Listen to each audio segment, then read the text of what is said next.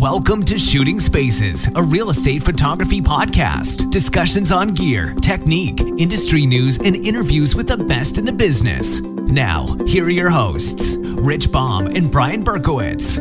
Welcome to Shooting Spaces, a real estate photography podcast. This is Rich Baum in Sacramento, California. And Brian Berkowitz in Long Island, New York. Long Island. So how is it in Long Island, Mr. Berkowitz? It is cold. Cool. What's cold? It is cold. I mean, below zero? No, we haven't had below zero yet, but we had in single digits for a couple of days last week. But then it warmed up a little, and you know, it's funny. Like I said, last week we had like 8 degrees, and today it was 52. So I don't know what's going on in this world, but this weather is messed up. Well, we know it's not global warming because there is no global warming. I won't go into that. But, exactly. So it's beautiful here. We had the most gorgeous days. It was literally like 60 today in Sacramento, and I had to shoot up in the foothills of the Sierras, and it was really, really nice. Real hard, huge 40-foot interior ceilings, all wood, redwood. And it was a challenge. I brought out the 600. I brought out the couple of 200s, a couple of 360s. I had everything, man. And I needed it. I needed it big time. It kept me honest.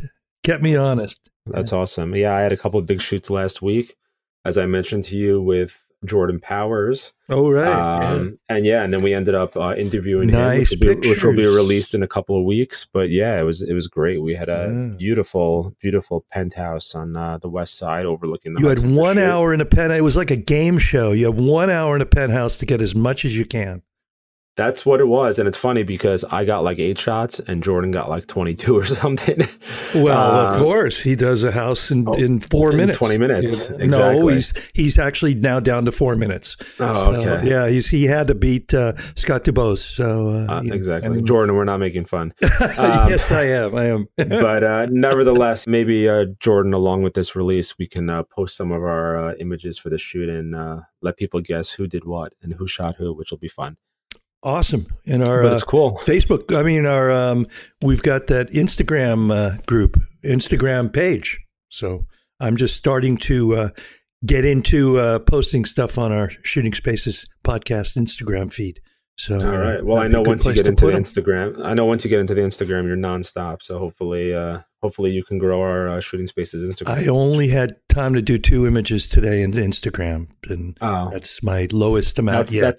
That's about where I'm averaging, but you know, you only have so many hours in the day. But I did something really interesting today, and I'm actually excited to see where that goes. And I know we're getting on some useless banter now, but nevertheless, I actually joined my local Long Island Interior Design Society chapter.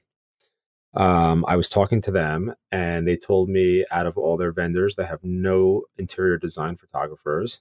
And by joining their membership, it was $300 for the year. I'm now a national and local member. I can go to all their events, network with all their interior designers, and have an easy in. And I'm on their website as a vendor. So good for you. Good.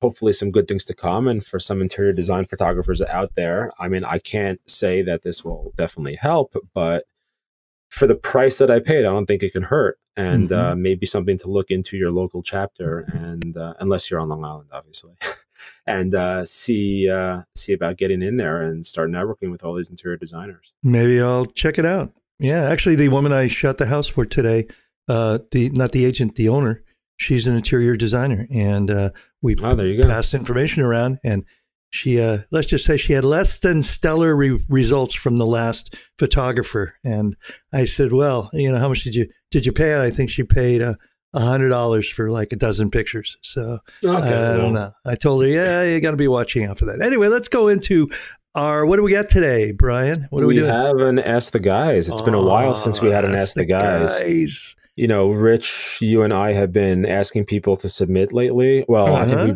be more like begging people to submit, but we understand shaming. I like to think of it. I've been shaming people into doing it, and I'm done with it. So exactly, but you know what? It was the holidays, so everyone has an excuse. Oh, and, that's what it is. Okay. You know, since we came back from the holidays, we've got a bunch of submissions. So you know, we're going to start bringing some of those back out to you, and hopefully, we can share some of that information.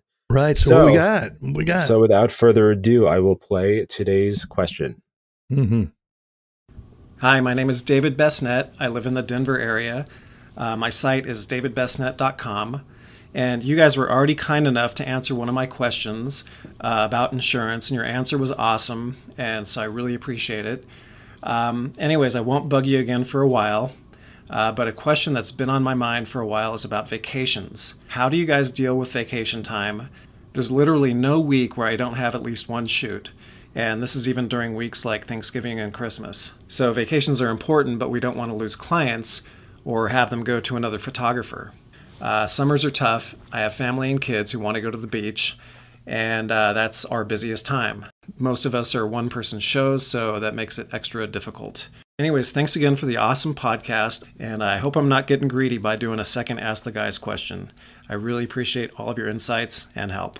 Thanks so much. David, thank you so much. And no, you cannot wear out your welcome doing Ask the Guys. They're great features, and you're such a person that is perfect on the making the questions. So great voice, right to the point, right in the right amount of time. So I just like to say I'm really glad you did it. And I'm glad you brought up this topic because what works for me and what works for Brian, I don't know what works for Brian, I'm all here, but might not necessarily work for other people. But that's the same thing as in a lot of areas of this game and actually all business in general and photography business. What works for me may not work for you. But what I do is I depend on my competition. Now, that may sound really strange, but if you follow me, you've heard me say many times, embrace your competition, your local competition. Now, that could be very scary, but sometimes you just got to get over it. And I have several photographers in my local area that we're really not competition. We all coincide together and we all know each other. We have all done things socially together. So it's really almost like friends. And this has been great for me. And friend Martin Beebe is taking work when I'm not in town and vice versa. And I have a couple of other photographers that are the same way. And, sometimes I've got work for them. Sometimes they've got work for me. And, it really goes without saying, too, that, obviously you make it clear. And I actually say it very forthcoming when I'm getting work from somebody else. I go, and don't worry, I won't poach your client. And that may sound, a little weird. And, that's up to you. But for me, I just look at it as when I'm with this client, I absolutely will not mention anything about my work or what I do, and I don't go into anything. I just go, I'm shooting for so-and-so, and I don't mind doing it, but I really can't give you my card or anything like that. Same thing when I'm second shooting for a wedding for my friend Lori. And I will be asked many times, can I get your card? And I'm like, no, I can't do that because it's much more important to keep the relationship going between my friends than to try and get a job out of it. So it works really well for me. And I don't know how you would do it because I don't know if you're friends with people, but with other photographers, that would be also, you got to find photographers that are at a level that you'll feel comfortable giving to your clients. And that could be make sure they're good enough to give to your clients, and it also might be you may not want to require, or you may not want to suggest that a photographer that is way better than you are to do the work, because they may end up taking away your work because the agent will go, oh my gosh, that work is so much better. But it's really worked out great for me and the people that I have traded with. So got no problem there. What about you, Brian? Well, I know you were away a couple of weeks ago in Mexico. Is that essentially what you did, or was it just holiday time anyway, so it wasn't an issue? didn't do it because I didn't have anything coming up, and I was only gone for like 10 days. I didn't have anything coming up, and if I did get a request, I've got full telephone and internet down there, so I would say, hold on a second, and I would contact one of my 2 or 3 people that I pass work on to, and I'm sure I could get it done, but it just didn't happen to come up. But actually, that's the first time, I think, in 4 or 5 years that something hasn't come up. And it comes up both ways. I think it's not more than I give more to somebody else than somebody else gives to me. It happens different times, different years. Yeah, well, it's also that time of year is a little slow anyway. So that's a good time for you to be going away. Mm-hmm. Yeah. So, yeah, I mean, I actually don't do that. Not sure why I don't do that. Because I am friendly with some other competitors out in this area. But to be honest, that's more of a recent thing. We've only over the last couple of months become friends. One of my biggest competitors out here. And there's another competitor out here who actually hires me to do drone work for them. So that being said, I'm friendly with one competitor and the other competitor hires me out. So if I ever had that circumstance where I needed it, I could get it covered, but I don't really do that. And I'm not sure why. Essentially, I just kind of, let my clients know or send in a mass email to my clients, 3-4 weeks before, letting them know I'm going to be away, and make sure to try to book everything either before or after. And, the week before vacation is always a disaster. Well, I don't want to say this, a good disaster, meaning, 12 to 15 hour days shooting nonstop, getting all the editing out before I go. But I just like to pack it all in as much as I can and get it out there. Partially because, up until probably last summer, I was at a point where I didn't really trust other people to go out and produce the same work that I have. But now, as I mentioned before, I'm over that, and I'm at the point where I have to start outsourcing because there's no other choice. So I do outsource in the busy season. A lot of my editing, as I mentioned last summer, I sent a lot of it out. And yeah, I mean, I'm not opposed to, even now, if I get busy this summer, to even outsourcing some of my shooting out in general, even when I'm here. So that being said, if I get to that point, then yeah, I would have, these same shooters go out while I'm away. And that was part of my initial thinking when I started my company not to use my own name, was because I don't want to get pigeonholed to a point where clients are always expecting me no matter what. And it hasn't been an issue yet because I shoot all my stuff, but I have a name, not my own personal name, just a name of my business, Twilight Artistry. So theoretically, they're not. If I don't go myself, it's not absurd. I would obviously tell any client before, so and so is going to show up and is going to do your photography, but this way they understand they're hiring a company and not a specific person. So when I decided on that business name, I was kind of thinking ahead for the future, where down the line, if I would ever come to that, I was already set up for that. But yeah, I mean, as far as poaching other clients, like you said, I don't think I have to worry about other people doing that. For instance, the company that I actually do all the drone work for, they actually printed up business cards for me with my name on it, with their brand. And if I'm on a job doing drone stuff and a customer asks for a card, I can just hand them a card with the other company's brand on it with my name. So that covers that. So that's essentially what I do. But I think I'm gonna start considering what you're doing, Rich, and speak to other people and see if I can get those shoots covered. The biggest thing I feel like, though, is, as we all know, there's not a ton of money in real estate photography. We're not all walking away with $500, $600, $700, $800 a shoot. So, when you're getting the amount of money we're getting, and then we have to pay someone else, there's not much money at the end of the day in it for us. So that's why I try to get as much in as I can on my own beforehand. If it turns out I can't, then I'm willing to go the other route. Yeah. And I will say that, you have to discuss things like how much are they going to charge, kind of got to keep it in the same ballpark.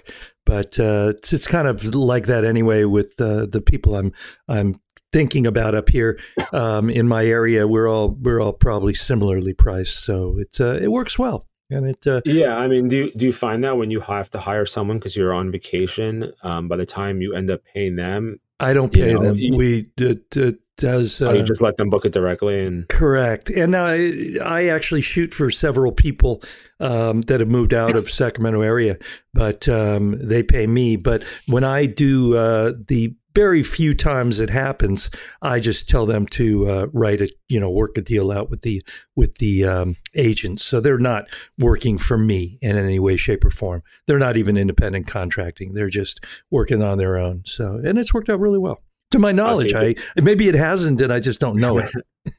Okay, well, the clients call you back, so hopefully.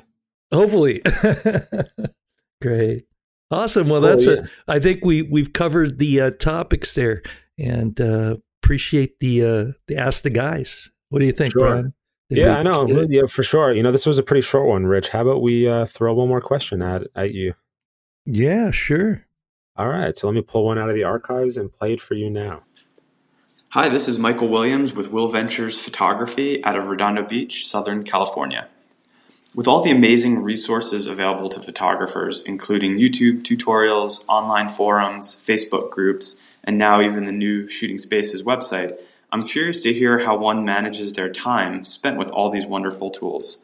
I find it hard some days to finish the day's work and then make the time to be motivated to connect on social media, read articles, and learn new ideas and techniques.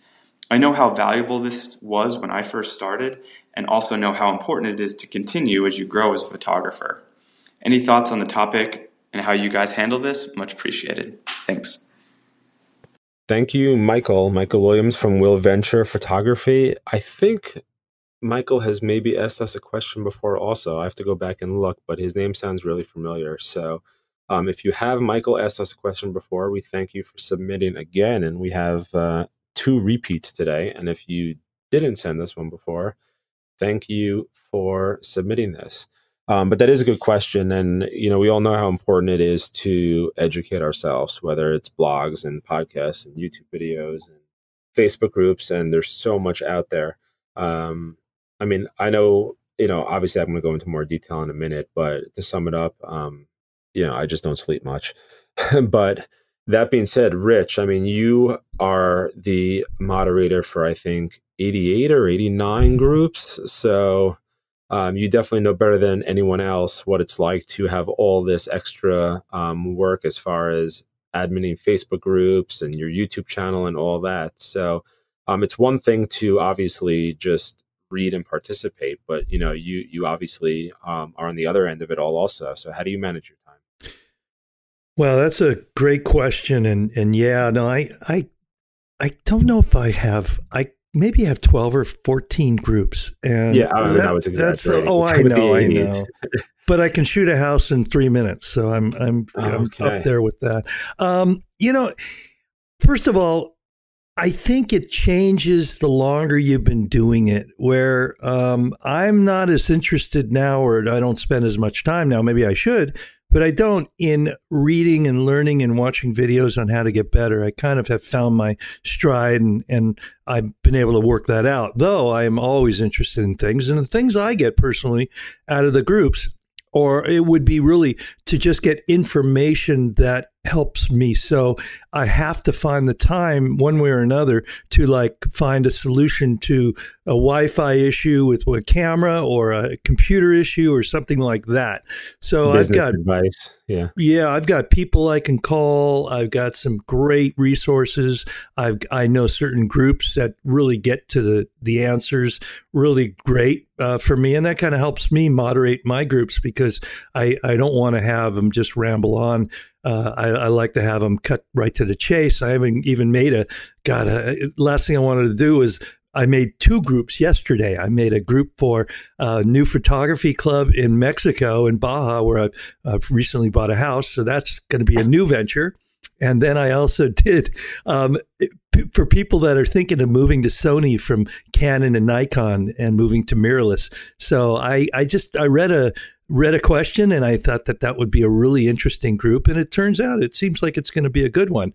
But you figured you didn't have enough groups. So absolutely, man. I need like 88. So anyway, but I guess what I'm saying is there's always enough time to do what you got to do. And I've been doing Instagram, and that has actually been worthwhile because, for me, everything's almost kind of worthwhile because I have a different situation than a lot of people. I get a lot of benefit from my YouTube channel. And honestly, I haven't been doing nearly as many YouTube posts as I used to do last year or the year before. But I'm doing okay, and I answer all my questions. So that takes up a lot of time.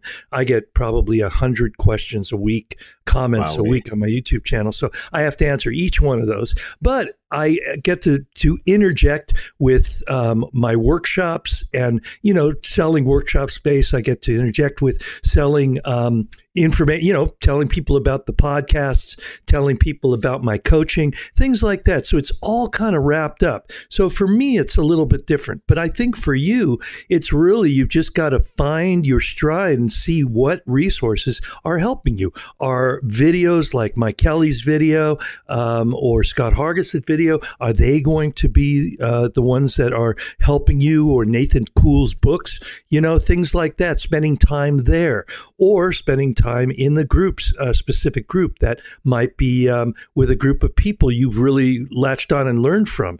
It could also be reading books. We've talked about, what was the book we just talked about?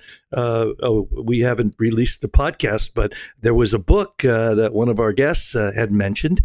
And I think that, there's some great resources. So, you got to find your time. And you also, that's one reason to get better and faster at shooting, as I always say, because you got to spend time with your family. You got to spend time doing the things you want to do, and spending time learning and improving your skills and your database and your bag of tricks. And that's just something you're going to have to figure out. So I don't think there is an answer for you there, but I'm sure you'll find it and get you'll weed out the things that don't help you as much and embrace the things that do help you a lot. And even the podcast here, obviously you're listening to it. Hopefully it's a valuable and you value the time spent doing this, because you get not only hopefully a little bit of enjoyment out of it, but maybe you learn something, and maybe that can transfer into more time with your family or more money or something like that. Sure. Well, one thing we have going for us, Rich, is that most of our listeners, I think, or have told us that they listen to the podcast in the car on their way to shoots. So that's definitely an advantage over podcasts versus reading Facebook posts or watching YouTube videos or reading books or watching tutorials, is that it's more just audio driven. And you can listen while you're shooting or while you're in the car. That's a great thing. I really believe in that. But that being said, I think there's two different things that you mentioned, Rich. There's, the reading books and the tutorials is one thing. And then there's kind of, Facebook and Instagram and that type of research as another thing. Because a tutorial, like Mike or Scott that you mentioned, those are the type of things where, you spend whatever it is, 10 or 15 hours watching that tutorial, and you typically don't pick that back up unless, a couple months later you want to rewatch some things, but it's more of a one-time thing. Going to the groups and researching there and reading up about everything. That's kind of a daily activity. Posting to Instagram, as you said, that's a daily activity where that's taking up a lot of more of your daily grind than the tutorials. If you learn a new tutorial, obviously you're going to put in the time to start and finish it. But, checking up on Facebook and all that stuff, like you said, me right now, I'm not really watching, videos and tutorials on how to get better unless a really remarkable tutorial comes out. Maybe I'll purchase it. But again, that's 5, 10, 15 hours of my time, which I watch over the course of a couple of weeks, and then I'm done with it. It's more so, the Instagram stuff I'm posting daily. So that, that takes up some time, but it's not an overly long amount of time when you're posting an image. You spend 5 minutes posting an image, not even. And then throughout the day, if you want to do stories and stuff like that, the Facebook is always good to browse through. And I know you said, Rich, that you don't try to learn a lot of technique and stuff too, because you're comfortable in the way you're shooting. But, I think when you're looking through Facebook groups and you see other people's images that they're posting, to me, that inspires me to either get better or to obviously not do things that I don't like. So I think you're always learning by looking at other people's images. And that's the biggest thing I take out of the Facebook groups. There are things, as you said, where people will post questions and, how to get your Sony Wi-Fi extender working, or someone has a specific business question that they come up with. It's always good to, read those comments, because if that situation ever happens to me, I want to be able to know how to handle it right then and there, and avoid that couple hours where then I might have to go and post that question and wait for people to give me suggestions. So stuff like that. But, seeing people's pictures, which is why I love Instagram so much. Seeing people's work is what motivates me to try and get better and to learn new techniques, and, put comments on images I love and say, how did you do that? Or, did you light it this way? And the same thing on Facebook. So, you got to devote time to it. Unfortunately, which is the crazy part about this thing, is, we need it, just, to get better at what we're doing. But yeah, you finish a whole day of work. A lot of times, if I'm sitting down on my couch, I'm watching TV, I'll scroll through Facebook on my phone, until my wife yells at me, or, before bed, I'll check stuff. But yeah, it's hard to make time. But what you said, Rich, I think is key, is as you start doing it daily, it becomes part of your daily ritual. And it's not, it's not so much making the time, but it's just part of your, daily grind. But I think people should look at Facebook and Instagram as almost part of their marketing. I mean, I don't really go on Facebook for anything personal, to be honest. I don't look at any of my, like, childhood friends' pictures, any of that stuff. I never do any of that stuff. The only time I'm ever on Facebook is in groups. So that's pretty much all I use it for. And Instagram, for me, it's just to look at, other colleagues' work and use it as inspiration to get better. So for me, for social media, it's pretty much all, with a business mentality. I don't know if it's the same for you, Rich. Very, very infrequently will I post something, about the family or about, what's going on, not for any other reason, where I just don't use the platform for that. Yeah. But from a business perspective, I think you should look at it as part of your daily learning, and call it marketing if you want, learning more about ways to build your business, about ways to improve your photography, and, make it a part of it. But I mean, don't spend 6 hours a day on Instagram and Facebook, because you're going to drive yourself crazy, and you're not going to really improve in your photography if you're not out shooting. But yeah, devote a half hour, an hour to just breeze through the groups and, see what's out there. And for me, I think the bottom line is it morphs. You're where you're spending your time changes. And when I started, and I was going through Scott Hargis's video, and I was figuring out photography. I was figuring out camera and settings and lights. It's like when you're a wedding photographer, you start out, you're not shooting people, you're shooting equipment, and you're trying to get everything in focus, exposed properly, and this and that. And it's not until you get everything down that you can really start connecting with your subject. And it's the same way with people, or with real estate or design. And for me right now, I guess what I'm going into now is starting to identify the people's work that I admire, and we've had guests on that their work is just where I want to be, and I'm looking at what they're doing, and I guess I'm learning as much that way as I've always been learning about camera and settings and tips and tricks, things like that. I think that that's a really, really important thing. And I find that everybody in the groups, or a lot of people in the groups, well, we love talking about gear, gear acquisition syndrome.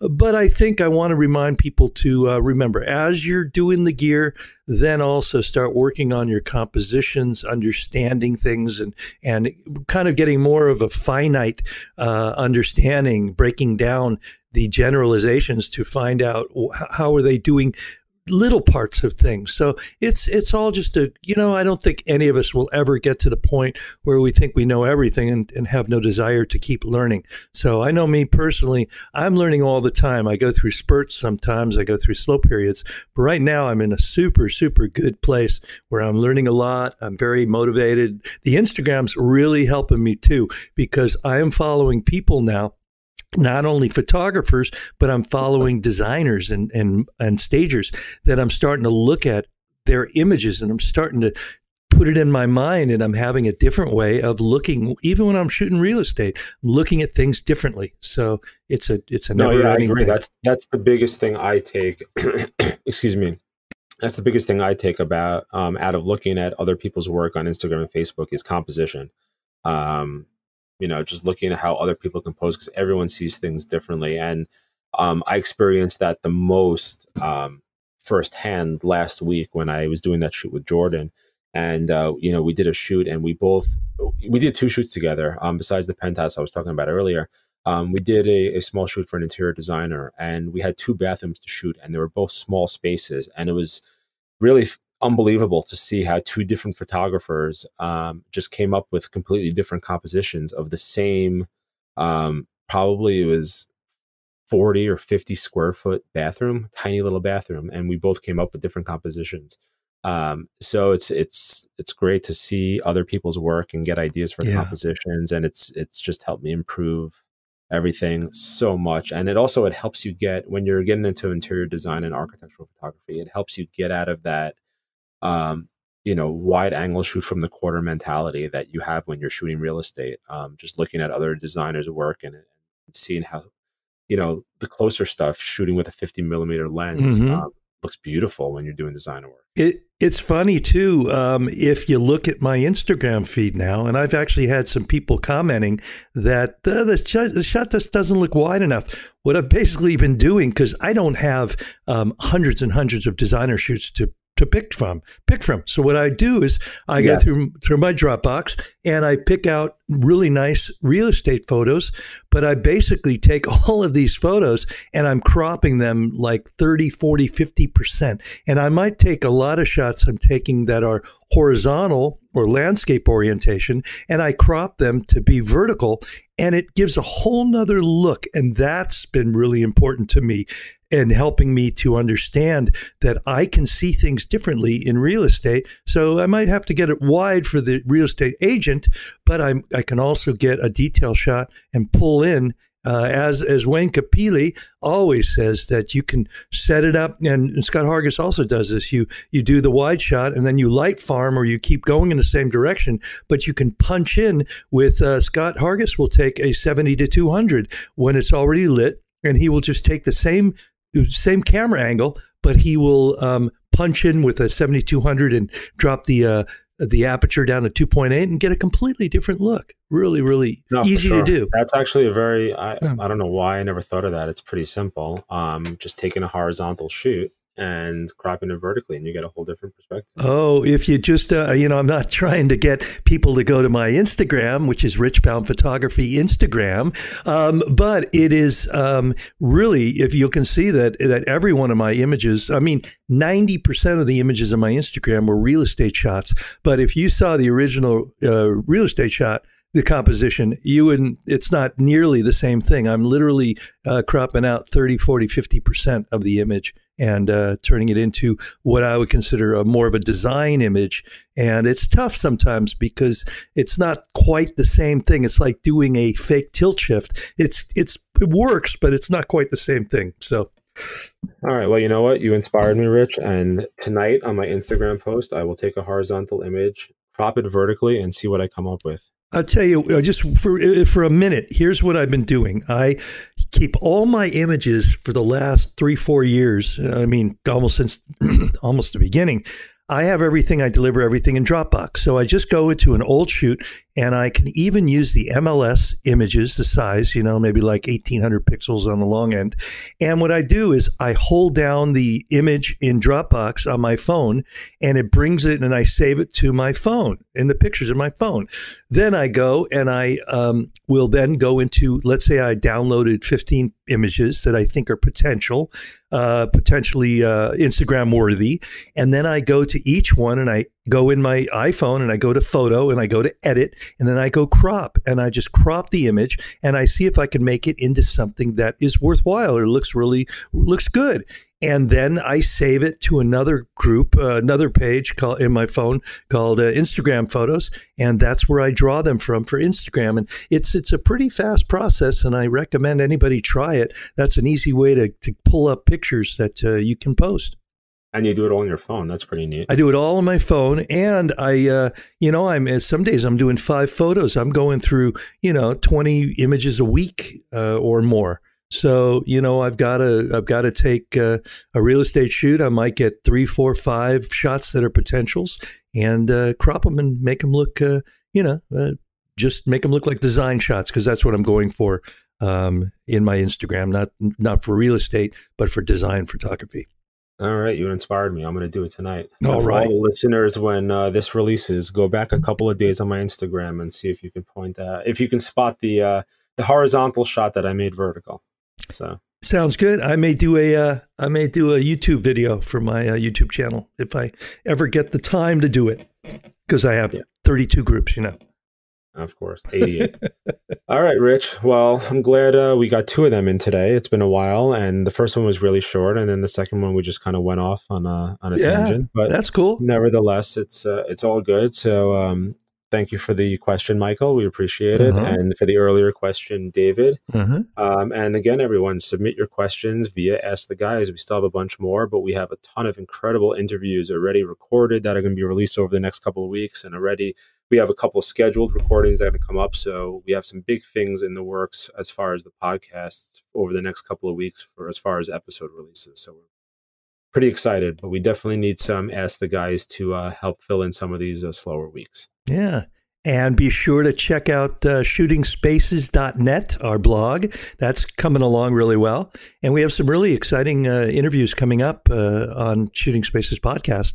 So we're keeping it going. We're going into our second year, and we have not slowed down. We've actually gotten busier and kind of getting our stride going and really enjoying it. And it's a lot of fun. I enjoy it, and I'm really glad we could get a subscribership out there, because it means a lot to me, and I'm sure it means a lot to you too. Yes, for sure.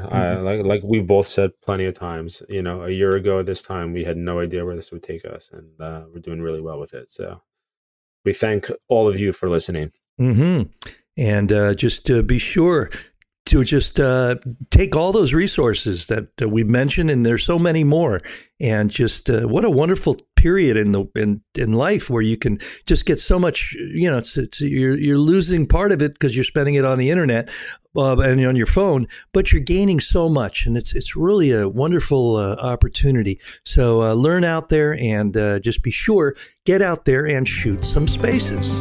This has been Shooting Spaces, a real estate photography podcast. Subscribe to the show, and don't forget to leave us a review. You can also follow Rich and Brian on social media and at their website, shootingspacespodcast.com.